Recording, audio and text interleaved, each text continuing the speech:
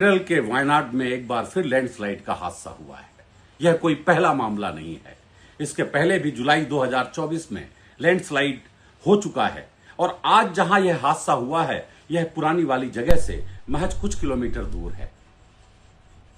पर इस पूरे हादसे को लेकर के सबसे बड़ा सवाल यह है कि क्या यह हादसा टाला जा सकता था?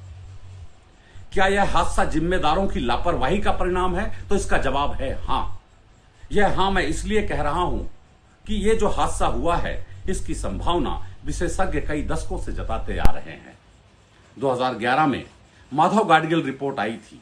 उसने इस वायनाड क्षेत्र के 1-2 नहीं 13 गांवों को इको सेंसिटिव जोन में शामिल करने की सिफारिश की थी। मतलब यहां पर ब्लास्टिंग, खनन, बड़ी निर्माण की गतिविधियों को रोकने की सिफारिश की थी। इसीलिए इसको इको सेंसिटिव जोन घोषित किया जाना था। लेकिन इस रिपोर्ट पर चाहे वो केरल सरकार हो चाहे केंद्र सरकार हो, हाथ पर हाथ धरे बैठी रही। इसके बाद 2014 में कस्तूरीरंगन रिपोर्ट आई। उसने वेस्टर्न घाट के कुछ इको सेंसिटिव जोन की पहचान की थी कि किन जगहों पर ब्लास्टिंग आदि की गतिविधियां बहुत घातक हो सकती हैं। आज वायनाड में जो हादसा हुआ है यह पुराने वाले हादसे से चंद किलोमीटर दूर है। पिछले हादसे में जहां 300 से अधिक जाने गई थी, यदि सरकार ने सबक लिया होता तो शायद आज और कई जिंदगियां जाने से बच जाती। मैं बता दूं कि जहां पर आज यह हादसा हुआ है उससे कुछ ही दूरी पर एक टनल प्रोजेक्ट पर काम चल रहा है और उस टनल प्रोजेक्ट पर मध्य प्रदेश की ही एक कंपनी दिलीप बिल्डकॉन लिमिटेड काम कर रही है। कोंकण रेलवे परियोजना के देखरेख में यह काम हो रहा है। 1300 करोड़ से ज्यादा के इस प्रोजेक्ट पर पहले भी सवाल उठते रहे हैं। जब पहले हादसा हुआ था तब भी यह बात सामने आई थी कि सुरंगों आदि से निकला मलबे का भंडारण, जिस तरह से भंडारण किया जा रहा है, अवैज्ञानिक तरीके से भंडारण किया जा रहा है, वह कभी भी घातक साबित हो सकता है। और आखिरकार आज भी यही देखने में आया कि उस पूरे क्षेत्र में जिस तरह से अवैज्ञानिक ढंग से मलबे का भंडारण किया जा रहा है वह लैंडस्लाइड को बढ़ावा दे रहा है।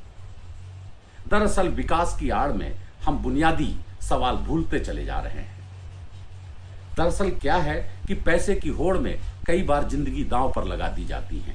अभी बहुत सारे आप लोगों में से बहुतों को याद होगा कि अभी साल 1.5 साल पहले ही 2 साल पहले ही पहाड़ों में सिलक्यारा में एक टनल हादसा हुआ था जिसमें 41 जिंदगियां कई दिनों तक, लगभग 20 दिनों तक भीतर फंसी रही थी। सौभाग्य था कि कोई जान नहीं गई, लेकिन वह हादसा भी सिर्फ और सिर्फ इस कारण हुआ कि हिमालय के कच्चे पहाड़ों को ब्लास्ट से तोड़ा जा रहा था। तो फिर ऐसे में सवाल उठता है कि इसका इलाज क्या है? इसका इलाज है tunnel boring machine. Tunnel boring machine एक ऐसी मशीन है कि इसका उपयोग खासकर उन जगहों पर अपेक्षाकृत रूप से ज्यादा सुरक्षित होता है जहां पर पहाड़ या जहां की जियोलॉजी फ्रेजाइल होती है, कमजोर होती है। लेकिन टनल बोरिंग मशीन एक बड़ा महंगा सौदा है। मैं आपकी जानकारी के लिए बता दूं कि शायद पूरे हिंदुस्तान में 20 या 21 टनल बोरिंग मशीन ही हैं। नतीजा यह होता है कि जो कॉन्ट्रैक्टर फर्म में होती हैं वह भी ब्लास्टिंग के जरिए सुरंग के काम को अंजाम देते हैं और यही ब्लास्टिंग धीरे धीरे पहाड़ों को कमजोर करती है, जैसा कि वायनाड के मामले में हुआ।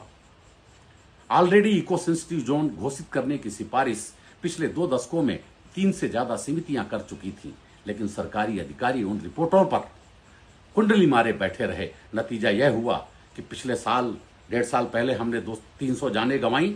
एक बार फिर कहने को तो आंकड़े अभी बहुत कम आए हैं, लेकिन जिस तरह के भयावह वीडियो सामने आए हैं वह बताते हैं कि हादसा उससे कहीं ज्यादा बड़ा है जितनी कल्पना की जा रही है। आप क्या सोचते हैं कि क्या विकास की आड़ में सुरक्षा को बिल्कुल पर्यावरण को ताक पर रख दिया जाना चाहिए?